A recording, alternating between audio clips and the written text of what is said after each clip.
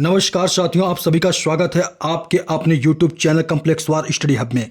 आज की इस महत्वपूर्ण क्लास में हम लेकर आए हैं डेलर चतुर्थ सेमेस्टर के तृतीय प्रश्न पत्र विज्ञान के महत्वपूर्ण अति लघुत्तरीय प्रश्न। दोस्तों, अगर आप परीक्षा में अच्छे अंक लाना चाहते हैं तो यह वीडियो आपके लिए बहुत ही ज़्यादा महत्वपूर्ण होने वाला है, क्योंकि आज हम ऐसे ही प्रश्न कराने वाले हैं जो एग्जाम में सीधे पूछे जा सकते हैं।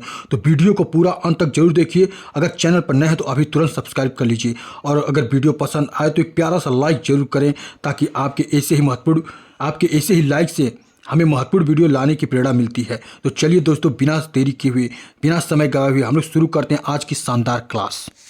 आज का पहला प्रश्न है, रुधिराणु कितने प्रकार के होते हैं?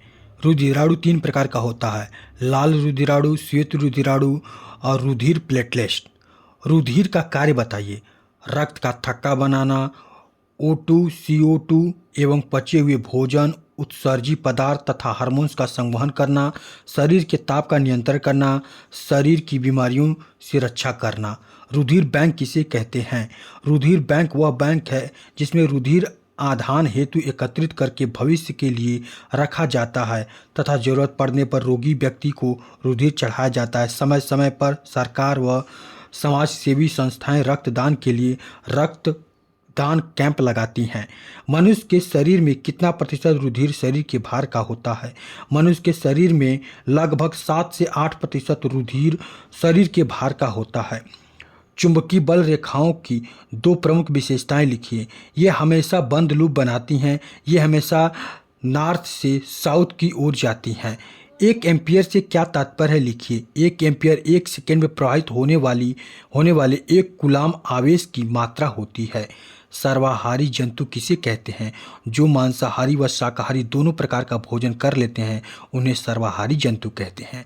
अयस्क के सांद्रण के दौरान गुरुत्वीय पृथक्करण विधि द्वारा किस प्रकार की अशुद्धियों को दूर करते हैं, जिनका घनत्व उनकी अशुद्धियों से ज़्यादा होता है? एड्स का पूरा नाम लिखिए। Acquire immunodeficiency syndrome. धातु गैल्वेनीकरण प्रक्रिया क्या है? लोहे को जंग से बचाने के लिए लोहे की चादर या अन्य पात्र को पिघले हुए जस्ते में डुबो देते हैं, जिसके कारण लोहे पर जस्ते की पतली परत जम जाती है। इसे गैल्वेनीकरण कहते हैं। घरों में छत बनाने के लिए प्रयुक्त लोहे की चादरों, बाल्टियों और ड्रमों को संक्षारण से बचाने के लिए गैल्वेनीकरण किया जाता है। हेपेटाइटिस बी शरीर के किस अंग को प्रभावित करता है? हेपेटाइटिस बी विषाणु के कारण होने वाला लीवर एक गंभीर संक्रामक रोग है, जिसे टीके द्वारा आसानी से रोका जा सकता है। खाद्य जाल से आप क्या समझते हैं? खाद्य श्रृंखला जब सीधी न होकर जटिल हो जाती हैं, तब एक प्रकार के जीव कई प्रकार का भोज या एक प्रकार जीव कई प्रकार के जीवों द्वारा खाया जाता है तो एक जाल बन जाता है, जिसे खाद्य जाल कहते हैं। विद्युत के 2 सुचालक और 2 कुचालक के नाम बताइए। विद्युत के 2 सुचालक सोना और एल्युमिनियम है। वहीं कुचालक की बात करें तो रबड़ और प्लास्टिक है। सर्वदाता व सर्वग्राही रक्त वर्ग के नाम लिखिए। तो ओ क्या है हमारा? सर्वदाता है, जबकि AB क्या है हमारा? सर्वग्राही है। विद्युत ऋणात्मकता को परिभाषित कीजिए। विद्युत ऋणात्मकता किसी परमाणु का एक रासायनिक गुण है जो दर्शाता है कि वह परमाणु किसी सहसंयोजी आबंधन में इलेक्ट्रॉनों को आकर्षित करने में इतना सक्षम है। इसे X से प्रदर्शित करते हैं।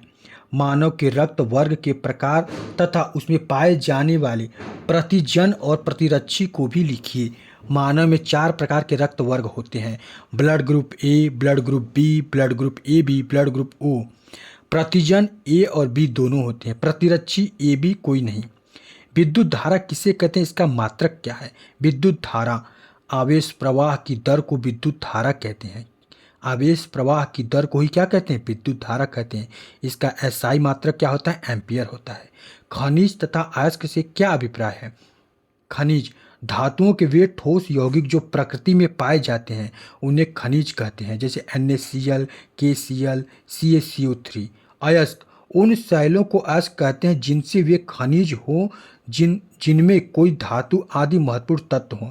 अयस्कों को खनन करके बाहर लाया जाता है, फिर उनका शुद्धिकरण करके महत्वपूर्ण तत्व लिए जाते हैं। बॉक्साइट, सिल्वर, कोरडम ये क्या है? अयस्क हैं। पृथ्वी से सभी पौधे समाप्त हो गए तो जंतु जगत पर क्या प्रभाव पड़ेगा? अगर पृथ्वी से सभी पौधे समाप्त हो जाएं तो जंतु जगत पर क्या प्रभाव पड़ेगा? तो मानव जीवन और जंतु जगत भी क्या हो जाएगा? समाप्त हो जाएगा।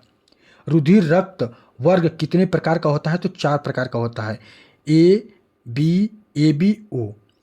पिग आयरन किसे कहते हैं? वात्या भट्टी से प्राप्त लोहा पिग आयरन कहलाता है। वात्या भट्टी से प्राप्त लोहा को क्या कहते हैं? पिग आयरन कहते हैं। विद्युत धारा का ऊष्मीय प्रवाह किसे कहते हैं? विद्युत धारा का ऊष्मीय प्रभाव किसे कहते हैं? जब चालक तार में विद्युत धारा प्रवाहित की जाती है तो यह गर्म होकर ऊष्मा उत्पन्न करता है। यह घटना विद्युत धारा के तनाव से होती है, इसीलिए विद्युत धारा का ऊष्मीय प्रभाव कहते हैं। इसीलिए क्या कहते हैं? इसे विद्युत धारा का ऊष्मीय प्रवाह कहते हैं। योग्यतम की उत्तरजीविता का मत किस वैज्ञानिक ने दिया था? चार्ल्स डार्विन ने। चार्ल्स डार्विन ने योग्यतम की उत्तरजीविता का मत दिया था। थैलेसीमिया रोग के क्या लक्षण हैं? सूखा चेहरा, लगातार बीमार रहना, वजन न बढ़ना और इसी तरह के कई लक्षण बच्चों में दिखाई देने पर थैलेसीमिया रोग होता है। खाद्य श्रृंखला क्या है? खाद्य श्रृंखला वह श्रृंखला है जिसमें सभी जीन एक दूसरे पर भोजन के लिए निर्भर होते हैं। इसमें एक जीव दूसरे जीव को अपना भोजन प्राप्त करता है। पिरामिड किसे कहते हैं?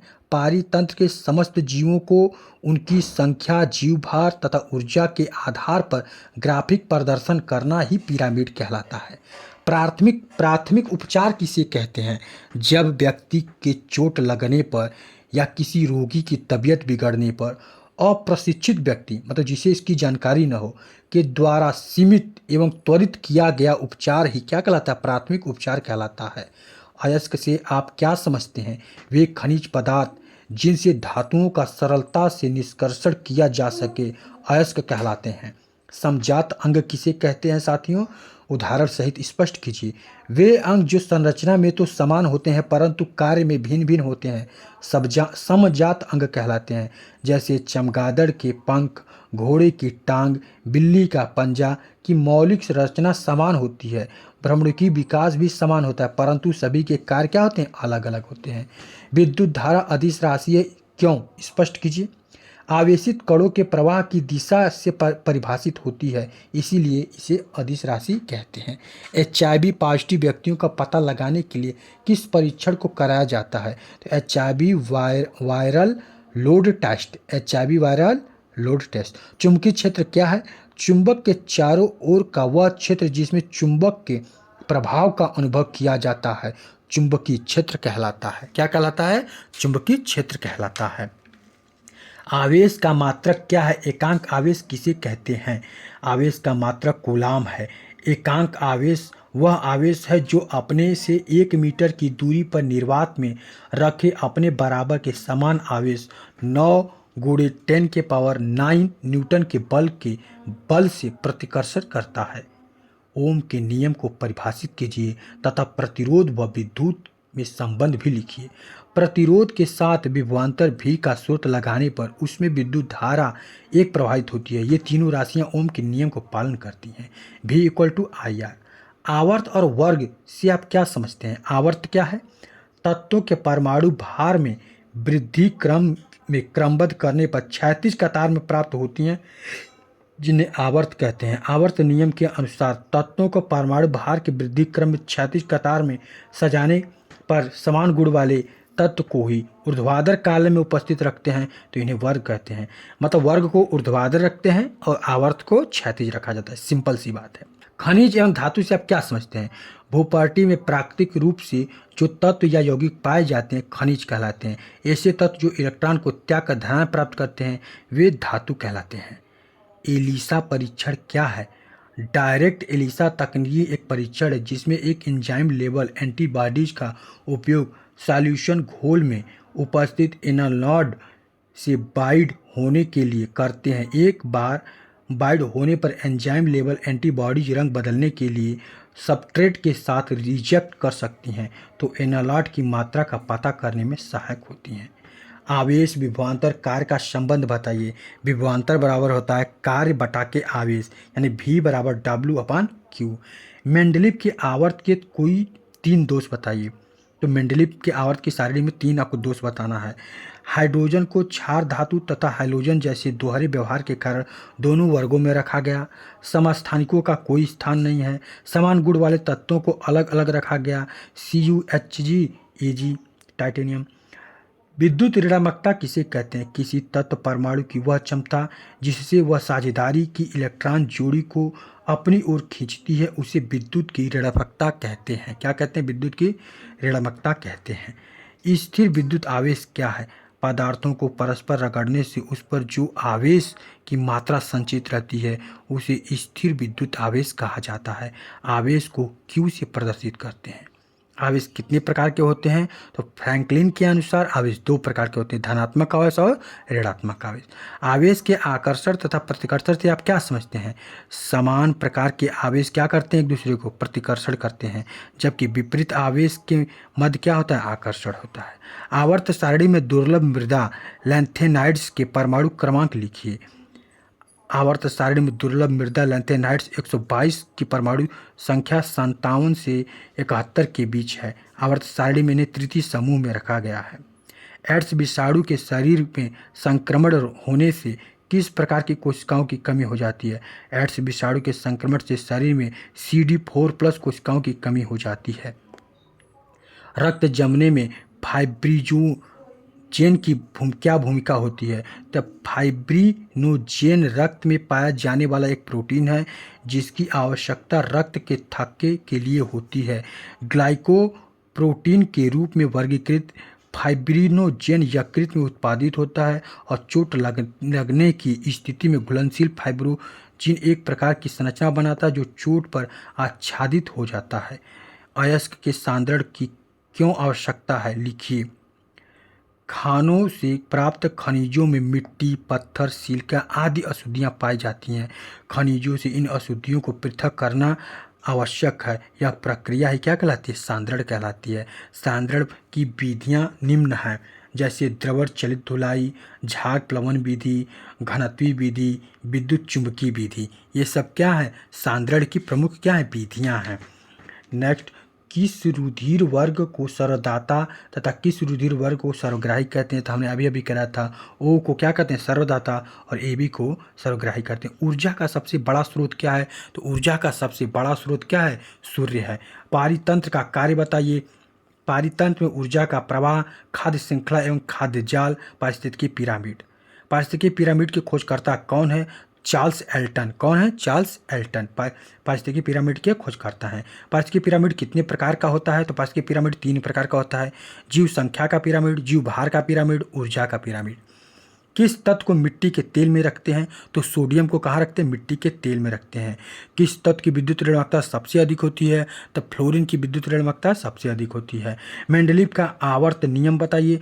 तत्वों का भौतिक तथा रासायनिक गुण उसके परमाणु भार के आवर्त फलन पर होता है। अयस्क किसे कहते हैं? वे खनिज पदार्थ जिनमें धातुओं को सरलता से निष्कर्षित किया जाता है अयस्क कहलाते हैं। धातु कर्म किसे कहते हैं? अयस्कों से धातुओं के निष्कर्षण तथा परिष्करण में शामिल समस्त प्रक्रमों को धातु कर्म कहते हैं। यूरेनियम नामक धातु का निष्कर्षण मुख्यतः किस अयस्क से होता है? तो किससे होता है साथियों? पिच ब्लेंड से होता है। किससे होता है? पिच ब्लेंड से। तांबा के 2 अयस्कों के नाम बताइए। तो तांबा के 2 अयस्क हैं, क्यूप्राइट और कापर पाइराइट। एल्यूप्राइट के 2 अयस्क के नाम बताइए। एल्यूप्राइट यानी एल्युमिनियम के 2 अयस्क हैं, क्रायोलाइट, बॉक्साइट। पौधों और जंतुओं के बीच की कड़ी का नाम लिखिए। तो पौधों और जंतुओं के बीच की कड़ी को युग्लिना कहते हैं। क्या कहते हैं? युग्लिना कहते हैं। कौन सा पिरामिड सदैव सीधा होता है? तो ऊर्जा का पिरामिड सदैव सीधा होता है। कैसा होता है? सदैव सीधा होता है। मेंडलीव की आवर्त सारणी तथा आधुनिक आवर्त सारणी में कितने वर्ग होते हैं? तो मेंडलीव की आवर्त सारणी में 9 वर्ग तथा 7 आवर्त होते हैं, जबकि आधुनिक आवर्त सारणी में 7 आवर्त और 18 वर्ग होते हैं। सर्वाहारी जंतु किसे कहते हैं? वे जंतु जो पौधों या वनस्पति, सब्जी, फल, अनाज तथा जंतु मांस दोनों को खाते हैं, भोजन के रूप में सम्मिलित करते हैं, सर्वाहारी जंतु कहलाते हैं। लिथार्ज किसे कहते हैं? लेड ऑक्साइड को लिथार्ज कहते हैं। यह एक उभयधर्मी ऑक्साइड है। कैसा ऑक्साइड है? उभयधर्मी ऑक्साइड है। रुधिर वर्ग AB को सर्वग्राही क्यों कहा जाता है? क्योंकि इसमें एंटीबॉडीज नहीं होता है तथा यह समस्त रुधिर वर्गों से रुधिर ले सकता है, इसीलिए इसे सर्वग्राही कहा जाता है। अपघटनकर्ता का 2 उदाहरण बताइए। जीवाणु और कवक। जीवाणु और कवक क्या है? अपघटन करता है।